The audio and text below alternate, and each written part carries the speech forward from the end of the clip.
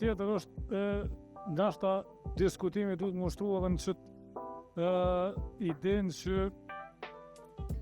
platformat e komunikimit nuk janë të njëjtë.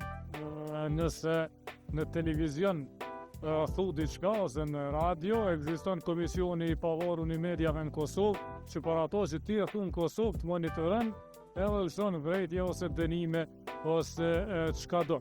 Mirë po nëse ti poston diçka në Facebook ose në TikTok ose ku dush prej rrjeteve sociale, e para jenë konkurrencë me njerëz prej krejt botës, e dyta i suspendon rregullat lokale, për shkak se jenë platforma globale, edhe e treta njëjta vlen edhe për publik mandej.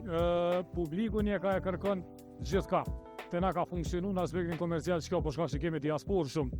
Edhe ju ka mundësu njerëzve me financiarisht me qenë të qëndrueshëm dhe profitabil për shkak të klikimeve që i marrin gjithandej në diasporë, po pyetja është a i vdosh vetëm copy-paste do parime globale edhe nëse elshon Zuckerbergi çka kemi na që dojmë nal, apo si është duhesh do parimeve lokale me ja imponu edhe për rrjetet global, nuk e di.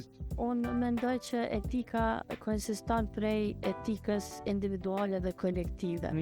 Ajo për çka po folim, për rregullat e gjithëmbashme, ato janë rregulla kolektive. Po një pjesë shumë të rëndësishme e përmbajnë rregullat etike individuale, parime dhe vlera në bazë të cilave krijohet profili një gazetari, profili një personi i cili merret me komunikimin, merret me mediat. Pa marrë parasysh ka gazetar, është bloger, është vloget, i ka disa parime individuale për cilat ishte dashur me më përgjegjë për. E unë mendoj që kur jemi të këto parimet kolektive, ato janë mëse të qysh me thonë përshkrume edhe globalisht edhe lokalisht, mirë po kur jemi të parimet individuale, mandej tash ajo ndahet në që ato 3 rrafshe, ku secili prej nesh duhet me majt veten përgjegjës për fjalën e thënë, për fjalën publike. A ka ndru kjo situatë? Natyrisht që po. Jo vetëm për shkak të platformave, për shkak të rrjeteve sociale që sot interneti ka dhënë zot gjithkujt.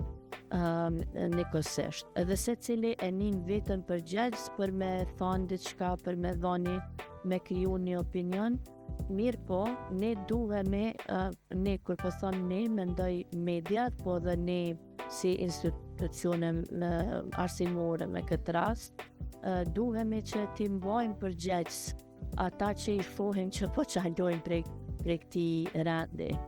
Sepse ajo masanej na atakon gjithë neve si shoqëri. Nuk është që domi është kolateral.